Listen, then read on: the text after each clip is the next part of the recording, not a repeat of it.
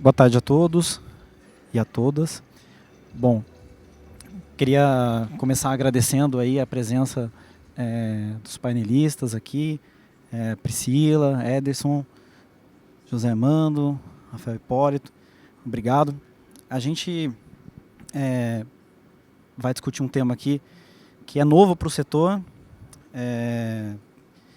que é a autorregulação. É um tema que foi trazido para o nosso setor pela 14273 de 21, que trouxe essa possibilidade do setor se organizar, dos operadores ferroviários se organizarem e começarem a estabelecer padrões, a mediar, a gerenciar questões técnico-operacionais da nossa indústria. A NTF ela tem se colocado como autorregulador do setor. A gente trabalhou numa governança, num regimento que estabeleceu uma governança para que a gente construísse os nossos padrões. A gente se espelhou nas entidades que já fazem isso no mundo e aqui no Brasil. Estamos hoje com a nossa primeira comissão normativa em andamento, tentando estabelecer aí padrões para intercâmbio de vagões e locomotivas. E a gente espera, numa segunda onda de implantação aí da autorregulação, a gente conseguir trazer tanto o reconhecimento do regulador, do papel que a autorregulação pode ter nesse ambiente ferroviário, como também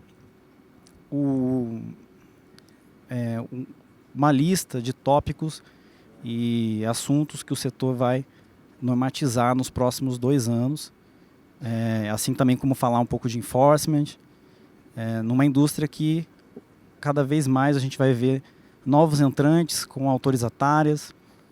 A gente vai ver um setor cada vez realizando mais troca entre origens e destinos nas malhas, que vão envolver mais de uma empresa. Isso já vem aumentando ao longo do tempo e a tendência é de aumento. Bom, e aqui a gente tem, talvez os nossos painelistas aqui possam trazer experiências deles.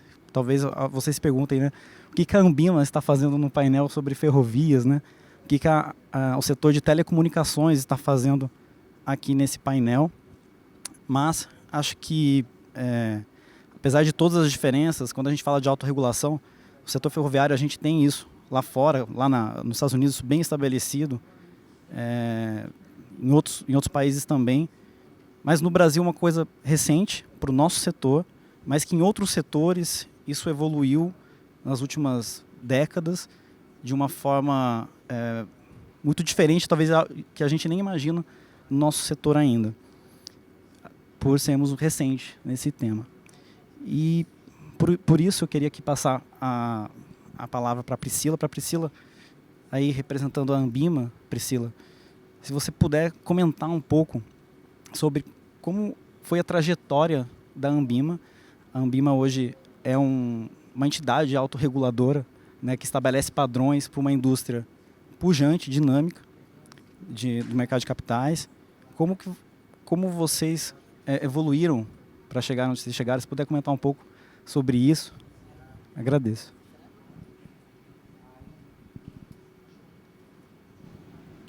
Boa tarde, agora sim. Primeiro agradecer o convite, é uma honra, aqui, uma satisfação a Anbima estar representada aqui num painel de um setor diferente. Me apresentar, sou Priscila Sorrentino, sou a gerente responsável pela supervisão de autorregulação da Anbima. Então, acho que vale sim a gente explicar primeiro o que é a Anbima, porque acho que vindo de outro setor, alguns podem não conhecer. Nós somos uma associação brasileira de entidades no mercado financeiro de capitais. Então, temos ali como participantes da Anbima também uma associação, bancos, distribuidoras, gestoras, corretoras. Na verdade, grande parte do setor financeiro hoje é abarcado aí pela nossa associação. A Anbima ela nasce de uma fusão de 2 outras associações que já existiam a longa data, mais de 30 anos. Há 25 anos atuando já na autorregulação. Então, nossa primeira regra de autorregulação ela vem de 1998, né? Temos um pouquinho de experiência, né, de passos e tropeços ao longo dessa história. Eu estou lá há 22 anos, então, de uma forma bastante orgulhosa, posso falar que participei, né, desta construção. E o nosso modelo, eu acho que se ele tem alguma coisa de ganhadora, eu acho que primeira foi a questão voluntária, né? Trabalhamos ali com regras em lacunas da regulação, muito atrelado aí a Banco Central e CVM principalmente, das indústrias ali de fundo de investimento, distribuição de produtos de investimento, ofertas públicas. E nossas primeiras regras ali voluntárias, elas vieram muito nessas lacunas, né, da regulação e com uma vontade do mercado, ali, dos participantes, de tornar um mercado mais sofisticado, mais seguro, né? Obviamente para desenvolvimento próprio, da própria indústria, como também um mercado mais seguro e de repente, com amarras e segurança e confiança para o próprio investidor. E eu acho que aí, quando a gente pega como modelo, ele realmente seria aplicável a diversos setores. Porque eu acho que se tem os participantes com uma vontade de fazer com que esse mercado se desenvolva e seja algo mais seguro e confiante para os seus usuários, para os seus investidores, é um modelo que acaba se aplicando realmente a qualquer setor. Obrigado, Priscila. A Ambima ela é inspiração para a NTF como entidade autorreguladora. A gente busca conseguir ter a trajetória que vocês tiveram, né, de longa data, e todo o processo de governança e da relação que vocês têm, depois a gente vai falar um pouco mais aí com o regulador, para a gente é inspirador. Que também, nessa mesma linha, Ederson, passo para você, se você puder comentar, a Ambima ela já tem uma tradição muito grande, tem um momento também, uma questão muito única, quando ela começou, né, a autorregulação dela, no momento que talvez não tivesse tanta regulação ainda, e isso abriu um espaço. Mas a gente tem também experiências aqui do setor de telecom, Ederson, se você puder comentar, que também é mais recente, mas já está consolidado a autorregulação nesse setor. É um setor que é muito regulado também, né, envolve uma regulação geralmente mais pesada, mas é um setor que conseguiu construir seu espaço para autorregulação de forma recente. E tem também, assim, nós dois provavelmente estamos muitos passos atrás da Ambima, mas você já está muitos passos aqui à frente da NTF nesse caminho, nessa relação. Se você puder comentar um pouco sobre a trajetória da BR Telecom, né, da autorregulação no setor de telecom, né, como que surgiu essa necessidade e como que tem caminhado e quais são as perspectivas aí para o futuro também. Legal, Paulo. Obrigado. Primeiramente, boa tarde a todos. Agradeço também à NTF, ao convite enviado à BR Telecom para que a gente pudesse estar aqui hoje. Agradeço também a todos os presentes que escolheram estar aqui nesse painel para nos ouvir. E agradeço também às amigas da BR Telecom que vieram prestigiar esse painel. Bom, também falar um pouquinho a respeito da BR Telecom, que pode ser novidade para muitos aqui, mas a BR Telecom é uma associação das principais empresas de telecom no Brasil e que tem um foco de atuação no desenvolvimento de soluções tecnológicas. Então, ela foi fundada em 98, então estamos aí há 27 anos desenvolvendo soluções que grande parte dessas soluções buscam atender alguma obrigação regulatória, algum regulamento da Anatel. E assim como no setor ferroviário, né, que tem uma lei que instituiu a autorregulação, no nosso setor também a gente teve um decreto, foi o decreto 9612 de dezembro de 2018, que previu também a autorregulação. E nesse decreto foi prevista como uma diretriz para que a Anatel pudesse incentivar a autorregulação. Então, a partir desse decreto, as empresas se uniram para poder avançar em modelos de autorregulação. E assim surgiu o SART, que é o Sistema de Autorregulação das Telecomunicações.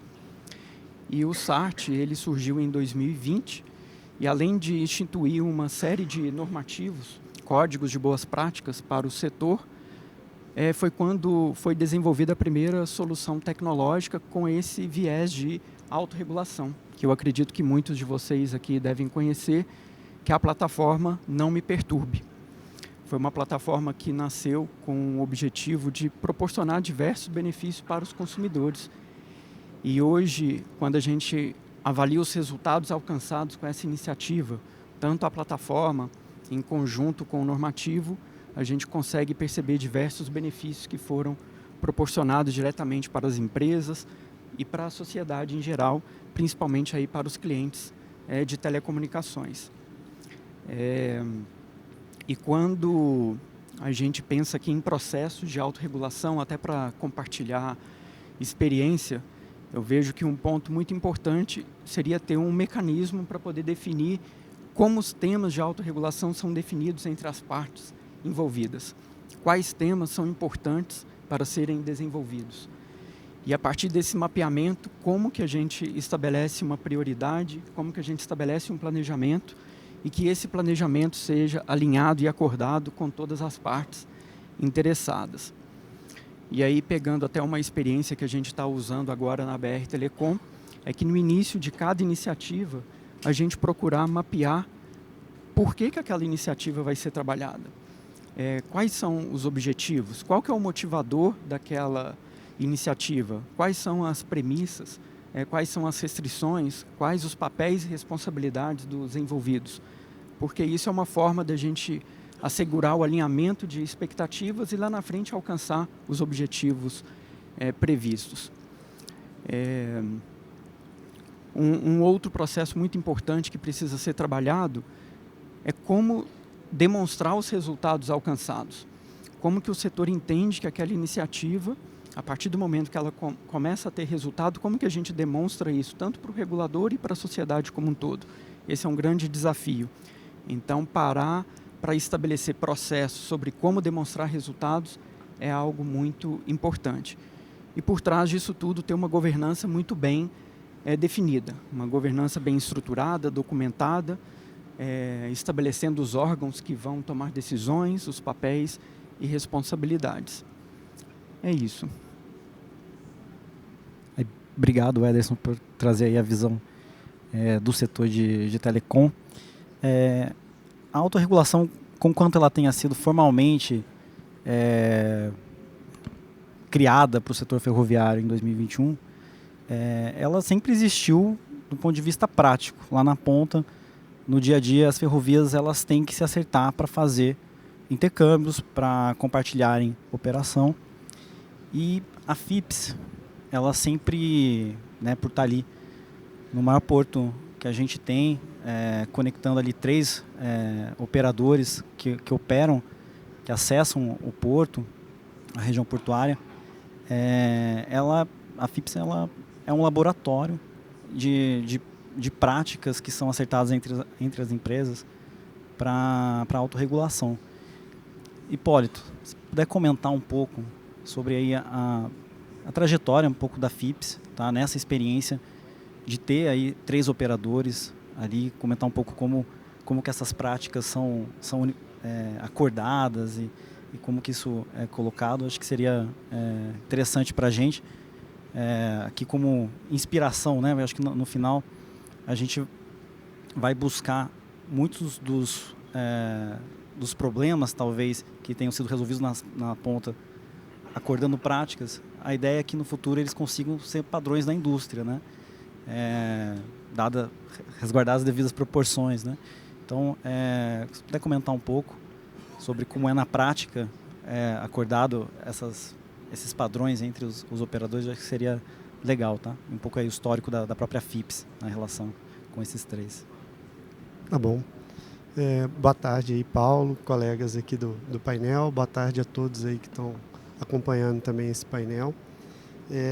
Ouvindo aqui, Paulo, até a experiência dos colegas, né, como você comentou, estão alguns anos aí na frente do nosso setor, já deu para perceber que o caminho que a gente está trilhando na ferrovia tem aí passos a serem seguidos, pelo menos metodológicos. Obviamente que o contexto é diferente, mas passos que a gente pode aprender e aproveitar, né? E essa organização que a NTF está tentando fazer, né, para a gente solidificar essa autorregulação no setor ferroviário, eu acho que é o caminho para a gente consolidar essas práticas. E aí eu vou falar um pouquinho da FIPS, para vocês entenderem, dar uma contextualizada do como que a FIPS eu acho que pode ser também, como o Paulo aqui disse, um laboratório, né, prático de autorregulação que às vezes pode inspirar, inclusive, essa formulação toda que eu acho que a NTF pode puxar. Então eu vou voltar um pouquinho só para todo mundo entender um pouco aqui do contexto da FIPS, da criação da FIPS. FIPS é a Ferrovia Interna do Porto de Santos.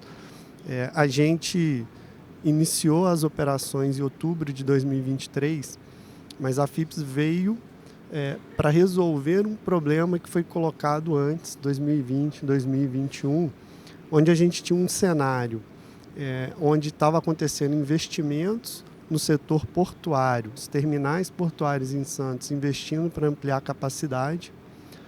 Logo depois, as ferrovias também renovando seus contratos, né, Malha Paulista, MRS, fazendo grandes investimentos para poder capacitar os corredores que acessam o Porto de Santos. E a gente tinha em Santos uma ferrovia, né, que tinha um contrato antigo, um contrato defasado, que não previa investimentos obrigatórios, e ele também nem se enquadrava em nenhum modelo regulatório vigente, né? Então tinha uma lacuna ali que precisava ser preenchida. Então, né, visto esse problema, que surgiu uma discussão importante, e aí foi uma discussão onde participou toda a sociedade, governo, entidades de classe de interesse portuário, né, comunidade portuária envolvida, as ferrovias que acessam o Porto de Santos, as agências reguladoras, aí, a NTT, ANTAC, própria autoridade portuária, Ministério, TCU. Então, realmente, foi uma reunião ali de vários stakeholders para encarar esse problema que estava colocado na mesa e falar, precisamos desenhar uma solução.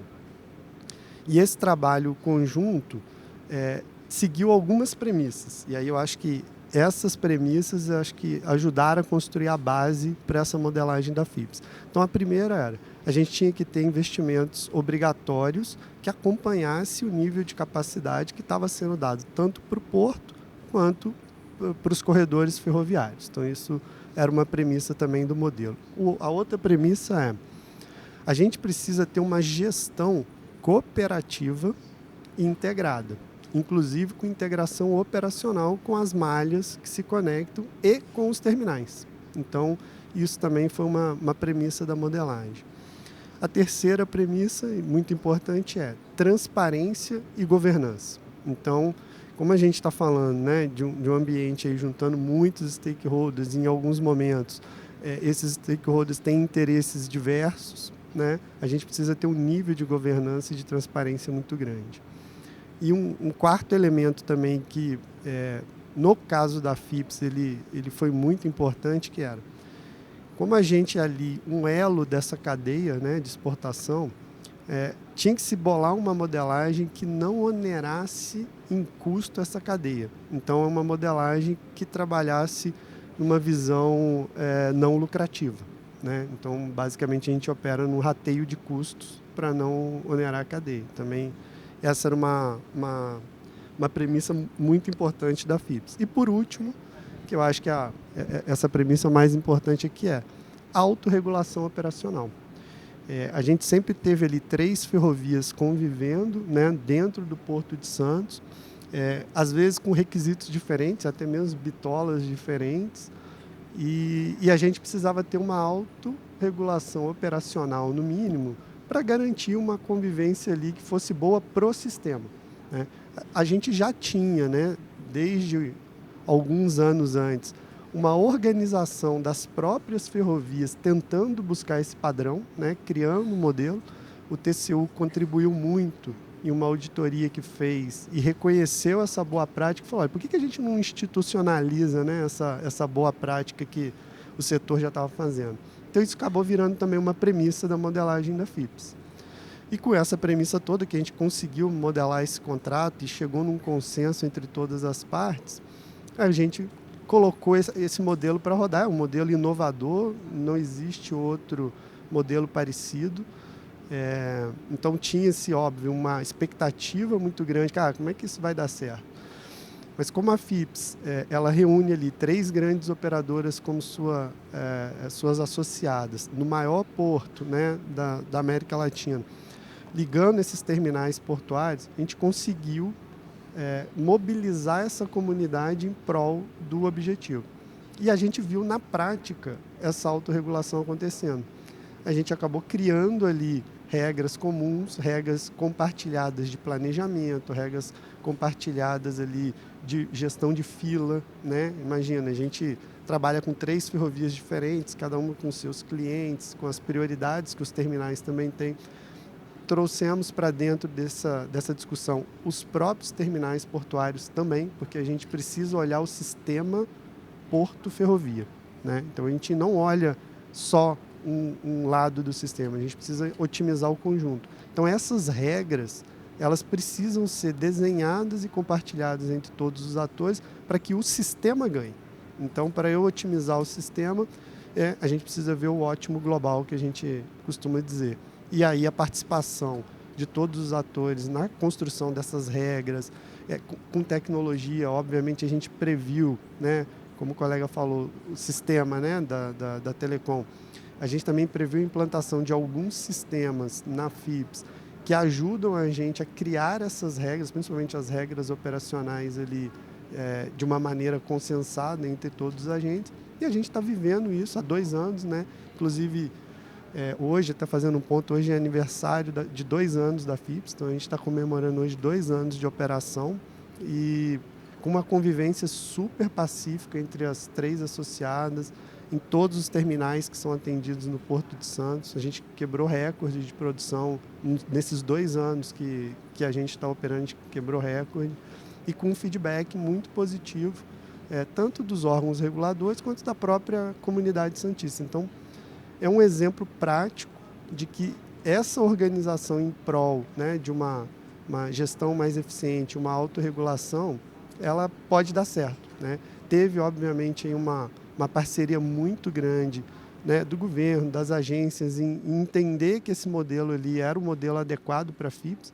Antes mesmo da gente pensar em uma autorregulação de setor, a gente acabou tendo uma autorregulação de um projeto, né, vou chamar assim, de um projeto específico que foi a FIPS, porque a gente viu, olha, ninguém melhor do que os agentes desse sistema para se autorregularem, né? E eu acho que está sendo, igual o Paulo comentou, um laboratório que pode inspirar aqui a NTF, o setor, né? E a gente trabalhar em conjunto para que esse normativo ele possa, inclusive, depois de formalizado, ser aplicado, né? E estendido ou expandido onde a gente entender aí que é capaz.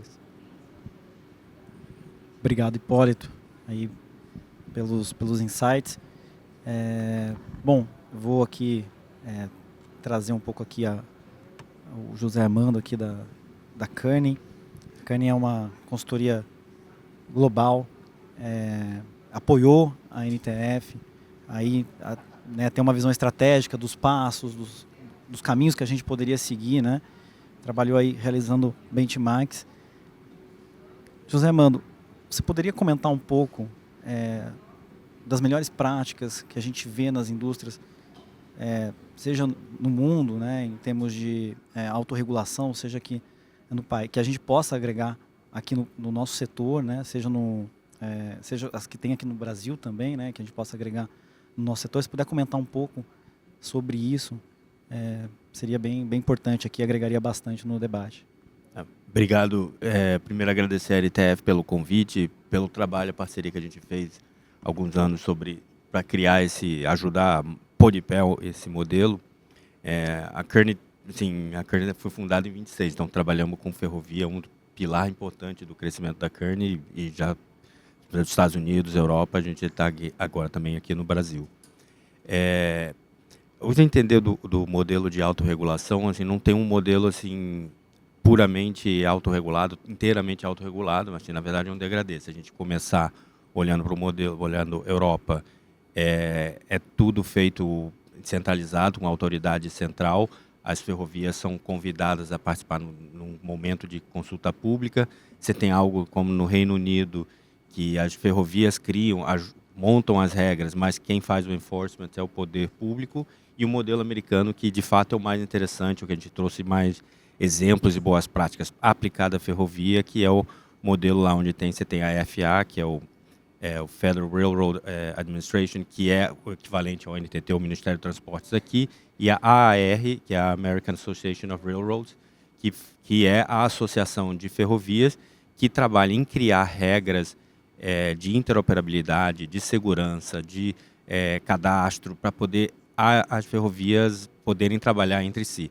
O grande momento disso foi a década de 80, apesar da AR já existir há muito tempo, mas em 1980 ela passou a fazer parte desse modelo de criar agilidade na autorregulação para que qualquer ponto da AR, um embarcador de carga ferroviária em qualquer ponto dos Estados Unidos consegue colocar essa carga em qualquer outro ponto dos Estados Unidos, não importa quais ferrovias ele vai passar pelo meio do caminho. Então, para isso, era necessário que as ferrovias trabalhassem e criassem um modelo de autorregulação e não ficasse sempre dependendo do poder público para determinar as regras.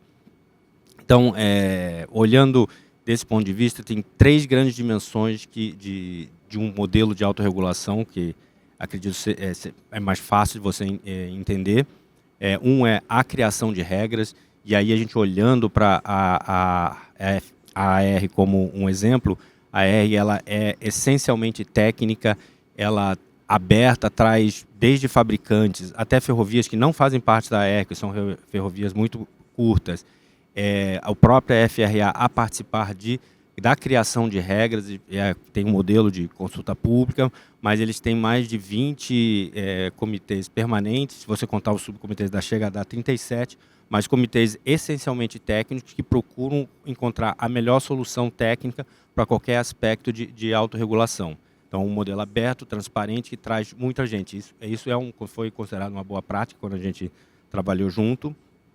O segundo modelo, que é a supervisão, a gente entende isso como sendo algo que tem que ser muito especializado, muito focado, né? Obviamente independente, mas assim, como você aplica a regra? Você pode, desde uma criação de certificações, um exemplo bem claro da AR, as oficinas das ferrovias podem fazer manutenção em qualquer vagão de qualquer outra ferrovia.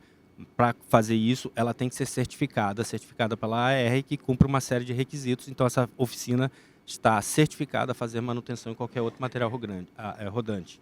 Isso é interessante, é um modelo assim, de certificação, e quem dá essa certificação é uma subsidiária da AAR, que é especializada em certificar, em fazer testes. O cadastro de material rodante tem uma outra subsidiária da AAR, que ela é responsável por determinar o padrão e cadastrar todo o material rodante dos Estados Unidos, que tem um padrão único, que você consegue, olhando para um vagão nos Estados Unidos, saber de a quem pertence e aonde ele deveria estar.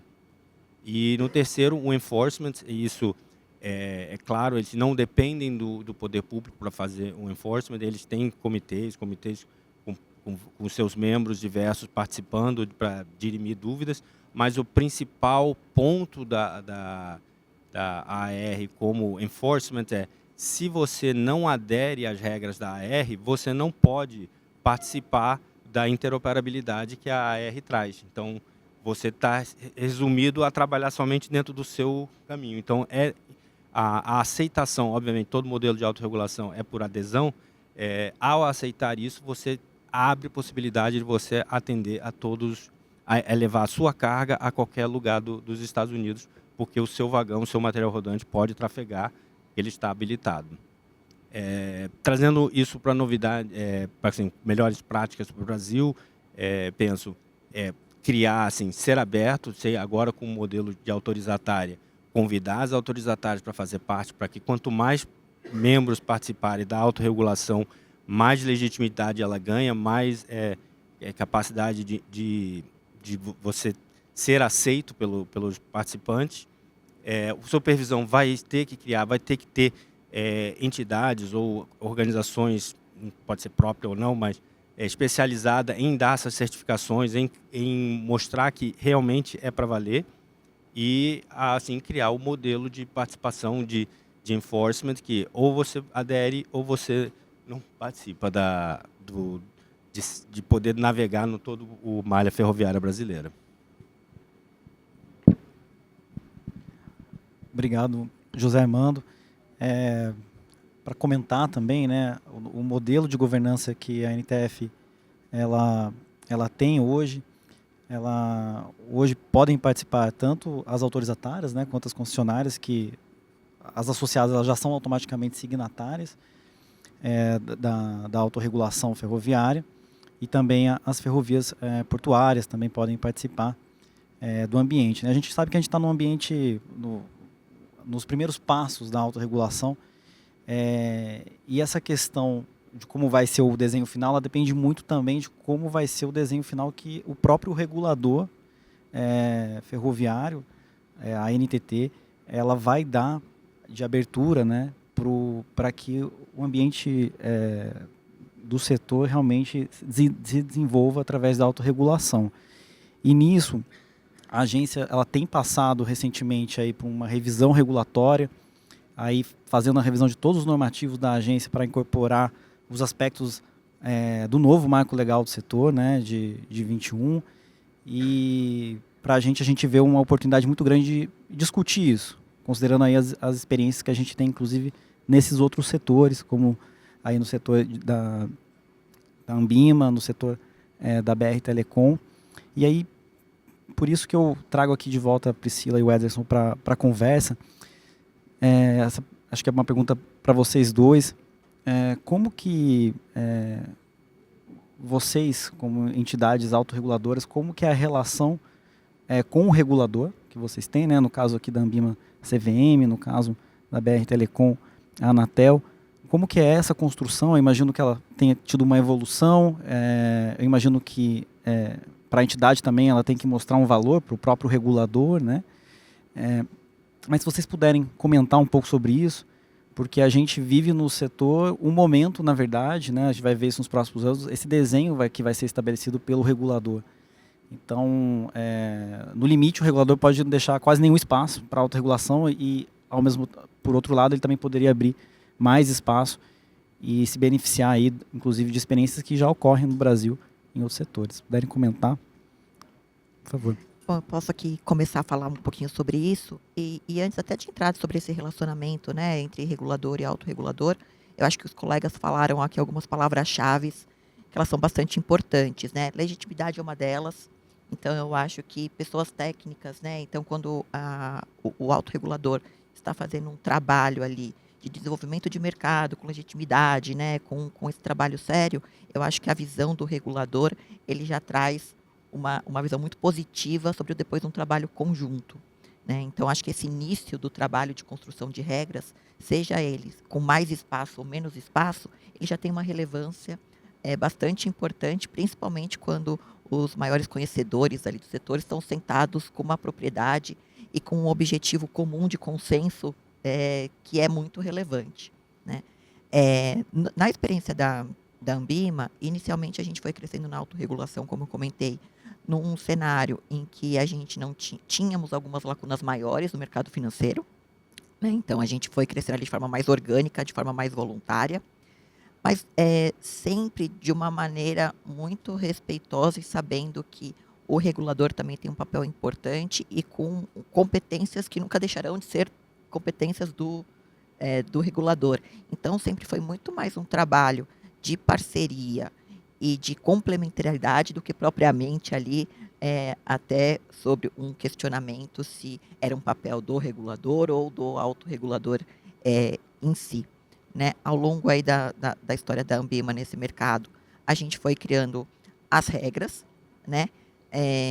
Com a proximidade do regulador, a gente viu ali uma oportunidade de unir forças, né? Até pelos papéis diferentes ali entre as duas instituições.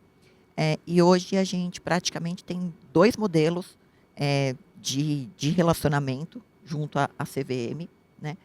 Ambos previstos sobre um acordo formal, que para chegarmos a isso, eu acho que tem que ter um reconhecimento sobre o trabalho, né, executado ali pela autorregulação e o valor que ele agrega, tanto no campo de discutir regras com bastante propriedade e criar regras ali, às vezes até com níveis mais elevados e com mais exigências do que o próprio regulador, ou no sentido de, às vezes, ter, de repente, uma velocidade de atendimento, ou de fiscalização, ou de supervisão, com uma velocidade um pouquinho ali mais tempestivo, né?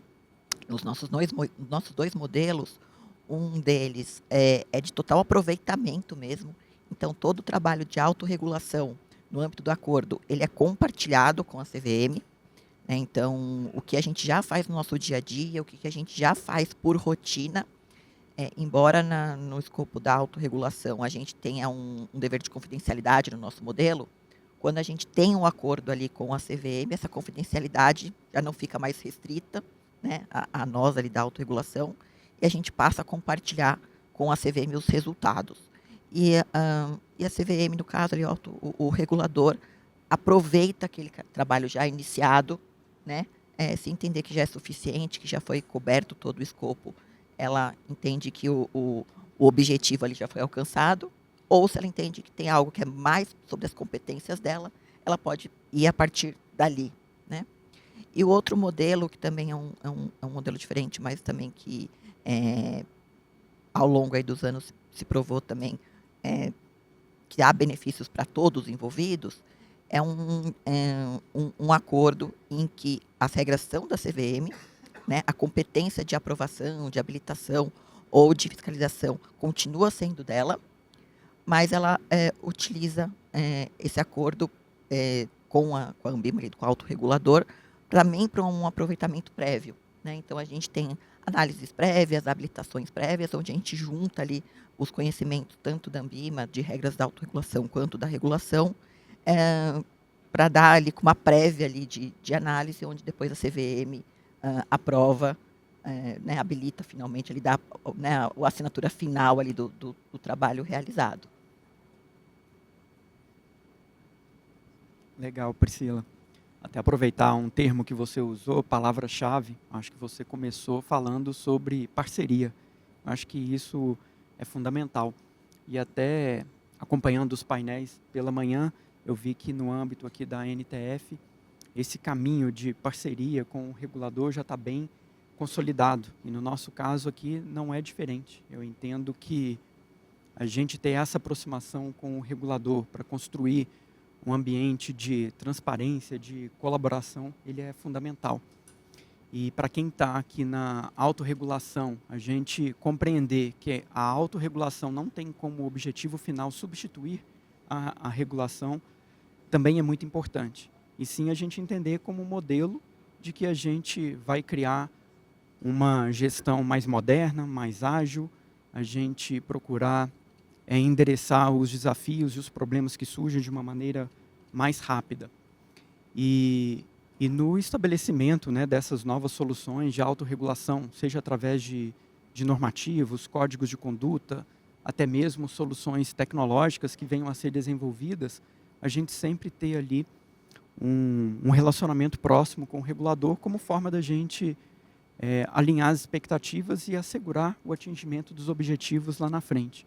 E com isso a gente até evita da gente desenvolver algo e lá na frente o regulador ter uma expectativa diferente e vir com uma regulação para poder suprir eventual lacuna que tenha sido criada. Então, esse ambiente que a gente favoreça o diálogo é muito importante.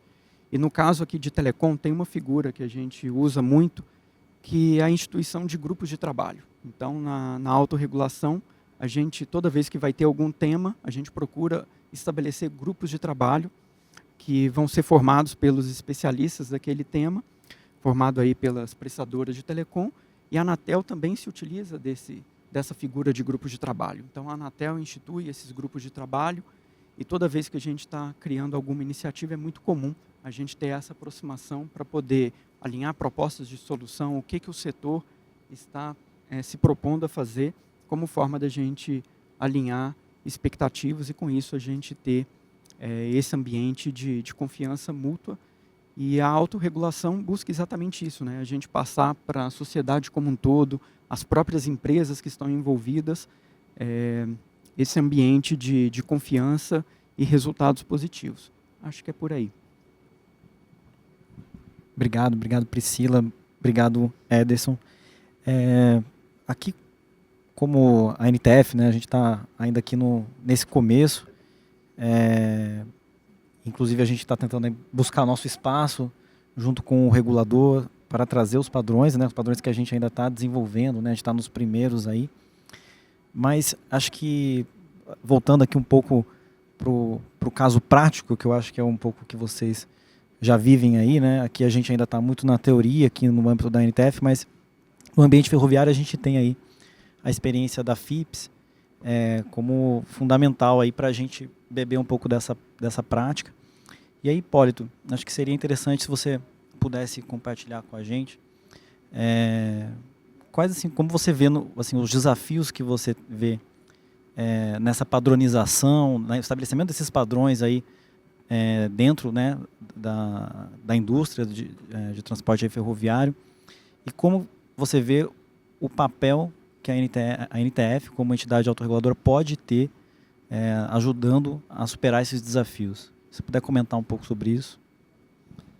Claro, Paulo. Acho que a Priscila comentou um negócio importantíssimo aqui, que eu acho que para a autorregulação funcionar, a gente tem que ter uma credibilidade técnica, né, naquilo que a gente está fazendo ali como autorregulador.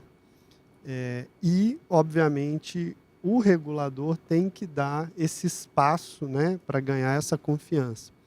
E aí, no caso da FIPS, a gente teve um cenário que ele foi muito propício para isso acontecer por dois motivos, né? O primeiro, que a gente vivia ali uma ferrovia dentro do porto, numa lacuna regulatória, aonde o órgão regulador portuário não detinha conhecimento ferroviário para poder fazer uma regulação mais precisa. Por outro lado, a própria agência reguladora, né, do transporte ferroviário também não tinha acesso a esse ambiente portuário e as condições ali que são diferentes de uma condição de malha. Então existia essa lacuna do próprio regulador, né, de conhecer a especificidade ali do local, a especificidade da ferrovia interna. E aí isso, junto com a competência técnica do time que já estava lá e já trabalhava há anos com aquilo, e essa experiência que as próprias concessionárias desenvolveram, né, naturalmente ali, de criar regras comuns, de aproveitar a experiência, a expertise de quem já estava lá operando, deu um pouco dessa tranquilidade para o regulador de falar, olha, vamos dar espaço para que eles próprios, né, se organizem e regulem. Então, eu acho que o ambiente foi muito favorável para isso, né? E aí, se a gente, óbvio, né, devido resguardado aqui as proporções, mas como é que a gente escala isso para um ambiente maior? E aí eu acho que o papel da NTF ele é importantíssimo, porque o que eu enxergo na minha visão ali como desafios para frente? Eu acho que governança e transparência vai ser um negócio muito importante. Então, você ter essa credibilidade como setor, é uma instituição também há muitos anos aqui já, né, estruturada e convergindo aqui as ideias do setor, agora pode dar esse passo para a gente focar. Então, vamos já coordenar essa autorregulação aqui de uma maneira mais estruturada, com a participação, igual os colegas comentaram, de todos. Eu acho que o Zé Armando comentou isso também, né, o modelo americano trazendo todos para discutir as regras. Então, eu acho que esse é um caminho. E o segundo, assim, vai passar, não tem jeito, por a gente também ter mais tecnologia, a gente começar a usar um pouco mais aí da tecnologia para nos ajudar a fazer esse nivelamento que a gente precisa aí das melhores práticas, né? E sustentar isso no longo prazo, porque às vezes a gente vai ter algumas iniciativas e a gente precisa manter isso vivo. Então, para isso ficar vivo, você precisa ter uma entidade forte. Eu acho que a NTF ganhando força, né, como realmente o agente aí de autorregulação para o setor, dá legitimidade e a gente garante perenidade, porque eu acho que isso também vai dando para o poder público, para o regulador, a confiança necessária de que, cara, o trabalho está sendo feito, ele está evoluindo dentro das premissas, né, que vão ser acordadas aqui, e não vai gerar, né, uma nova lacuna no futuro, porque esse espaço que a autorregulação ocupa, ele precisa ser mantido, né? É o que a Priscila falou, você tem ali quase que uma complementariedade de papéis. Então, quando a gente cria esse ente, ele precisa ser perene para você não gerar uma lacuna aí que depois, para ser preenchida, vai ser complicado. Então, eu acho que aproximar, né, essa experiência prática, tanto de outros setores, a FIPS aqui em menor escala, mas da NTF também, né, de ajudar a gente ali a escrever bem essas regras. A FIPS, obviamente, ela já tinha regras práticas, que a gente começou a formalizar algumas até mesmo em contrato na FIPS. Então, a ferramenta que se encontrou na época foi até o próprio contrato para regulamentar algumas coisas, mas também a gente tem, por exemplo, um regulamento operacional unificado entre as ferrovias ali que operam na Baixada, que já é um primeiro documento formal, que eu poderia dizer assim, né, no sentido de autorregulação, de, cara, como que a gente vai operar? E eu acho que escalando isso pode ser um bom caminho, né, uma boa contribuição aí para a NTF ir seguindo, né, esse modelo e com esse benchmark também, né, dos colegas aí de outros setores e esse trabalho também mais aprofundado que já foi né, feito e contratado aí de boas práticas. Obrigado, Hipólito. Acho que talvez aqui, José Mano, seja até oportuno aí você comentar um pouco, né, até do que a Kearney estudou, né, sobre o assunto, dessa relação entre o regulador e o autorregulador, né? A gente vê uma diversidade grande de arranjos, né? Você comentou isso um pouco na sua fala inicial. Se puder detalhar um pouco mais isso, como que a gente vê isso no mundo, né? Assim, até o próprio setor ferroviário, de como que a gente poderia aí, talvez entender modelos interessantes que a gente pudesse ter no Brasil para a autorregulação aqui, como ela vai se desenvolver, né? Só para a ideia que todos falaram aqui é que o autorregulador e o regulador, eles são complementares. Essa é a palavra-chave. O autorregulador, ele tem que começar a trabalhar, e até a gente fez essa sugestão, esse conselho, começar a trabalhar onde existem lacunas na regulação. E isso vai fazer com que o regulador comece a acreditar e entender que você está ajudando, o seu autorregulador está ajudando a preencher os vácuos, porque não dá para você regular absolutamente tudo, sempre vai aparecer alguma coisa que não tinham pensado, mesmo quando entrando novas tecnologias. Então, essa complementariedade, achando lugares, começar por lugares onde o regulador ainda não tem, é a chave para você começar e trabalhar. No caso americano, a interoperabilidade era justamente a lacuna por onde a AR começou a fazer. Eu vejo assim um futuro, um crescimento, e a Anbima é um exemplo, um dos que a gente estudou na época. A Anbima está muito à frente do regulador. A Anbima vamos dizer, chega a esse ponto de ser consultada pelo regulador. Ela tem essa credibilidade. Acredito que a NTF tem a capacidade de chegar nisso daí, e o caminho começa por essa complementariedade, por esse gradualismo, onde você vai começando a identificar pontos e autorregulando aqueles lugares onde ainda não existe. No ponto de trazer mais membros, né? Falamos de autorizatários, mas eu não queria deixar passar, os fabricantes de equipamentos também são importantes de participar. Eles, no caso americano, eles participam e eles podem contribuir, porque eles conhecem o equipamento deles, eles conseguem contribuir e ajudar na regulação. Mas, assim, trazendo todos e complementando, criando, você nunca vai criar um conflito. Dando mais um exemplo, assim, vamos dizer, um exemplo prático como isso acontece. A FRA ela é muito mais voltada à segurança, enquanto a AR é muito mais voltada à operação. Assim, não existe uma linha preta que divide uma coisa e outra, as coisas vamos dizer, se transitam.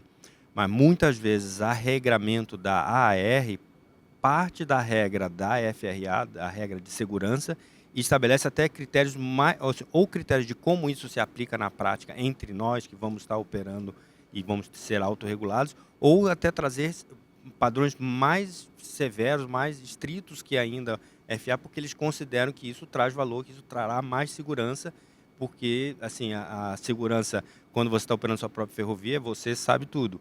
Mas quando você está com o seu material rodante na ferrovia do outro, você quer ter uma garantia melhor de que ele vai operar o seu material rodante da melhor forma possível. Então, partir da regra que já existe e complementar aquelas que são lacunas e tornar e complementar ou escrever melhor aquela do ponto de partida onde o regulador já tem, é um caminho que a NTF pode seguir para se complementar a NTT. Obrigado, José Armando. Acho que bons. Acho que, né, a gente teve o estudo aí da Kearney, mas é sempre bom aí escutar de quem participou do estudo, né? Acho que dá um refresco aqui na memória. Bom, a gente está aqui pelo tempo, né? Acho que a gente não vai conseguir fazer mais uma rodada, mas eu acho que dá tempo da gente fazer mais uma, assim, para que cada painelista aí, se pudesse dar um conselho, né?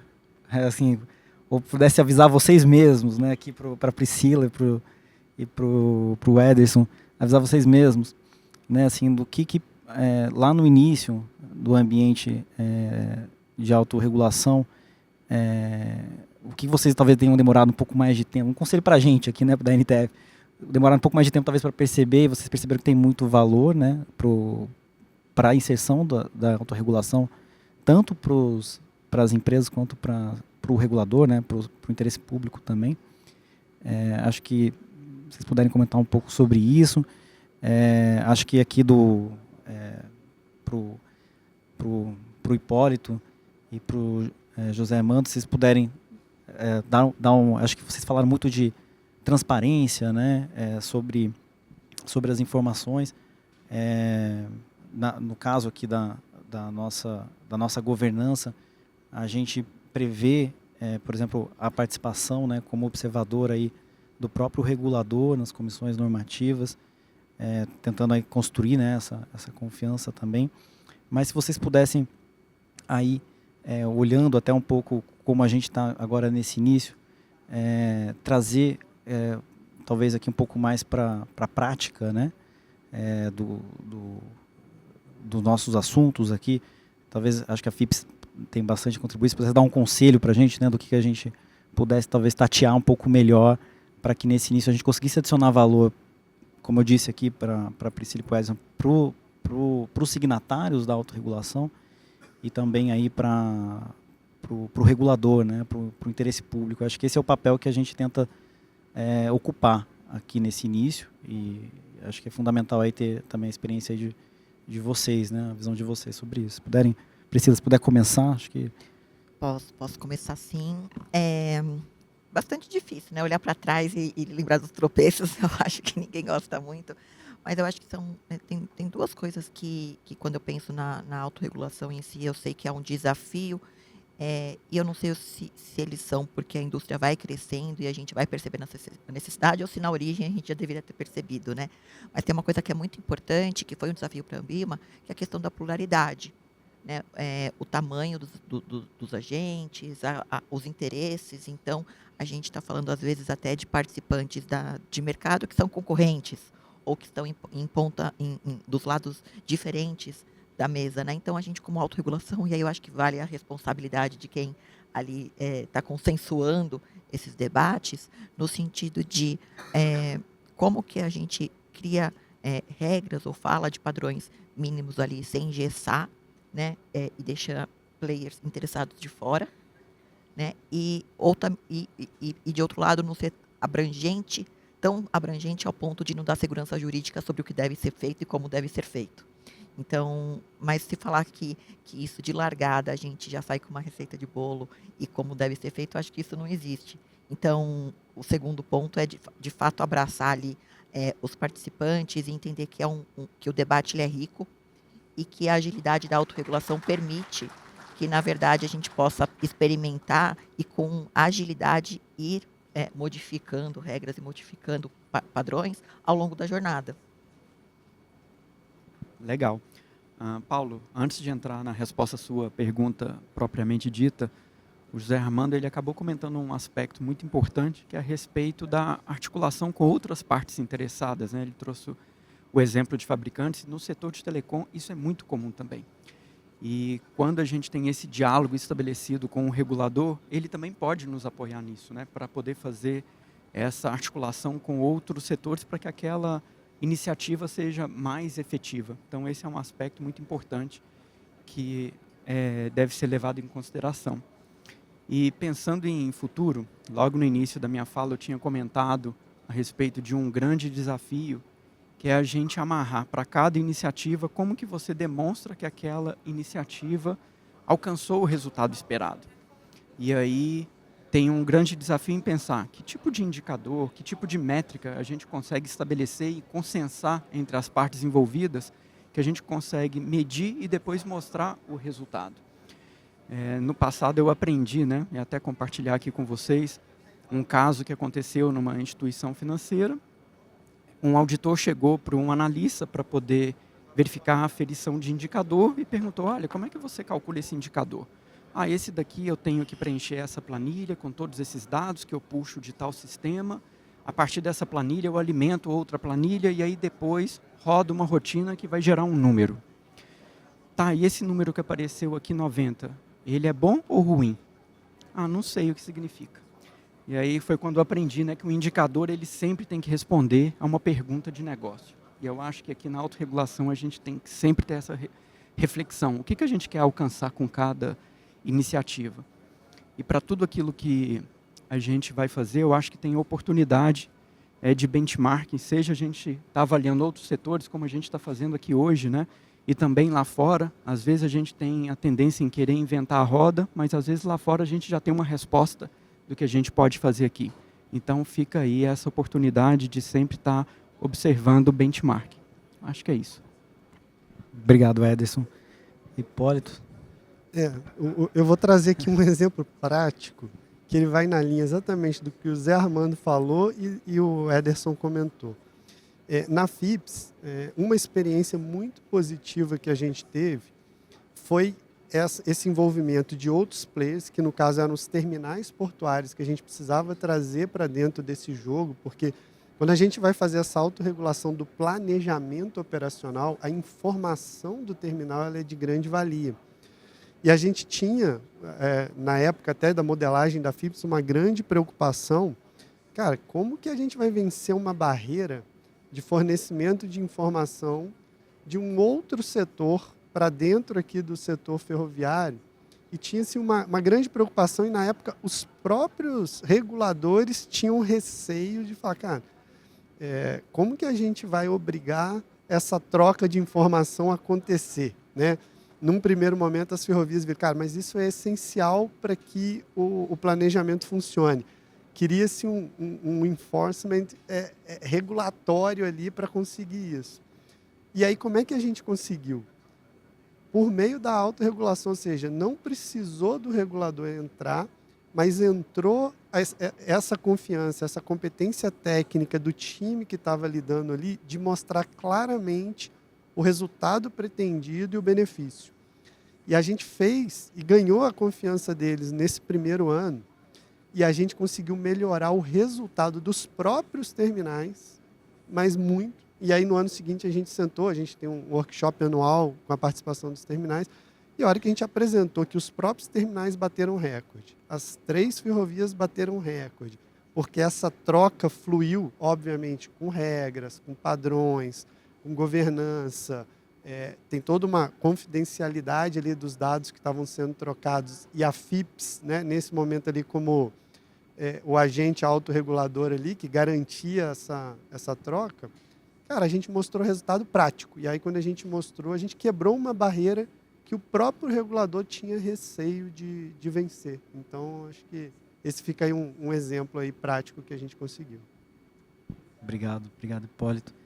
José, mano, você ficou difícil aí para no final, né? Mas só falando o último, né? Assim, essa credibilidade e ficou no trabalho que a gente fez junto à NTF. Eu acho que o mais importante é deixar assim, autorregulação não é advocacy.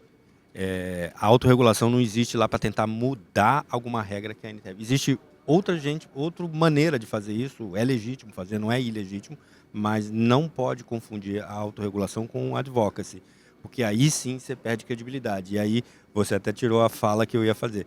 Convidar a NTT, convidar o regulador para fazer parte dos grupos de trabalho é a melhor coisa que você vai ter, porque você vai criar a confiança de que realmente a conversa é técnica, a escolha é técnica, pode até vir a mudar alguma regra, porque eles entendem, mas não confundir, não separar as duas atividades. As duas são legítimas, mas regulação é uma coisa, advocacy é outra.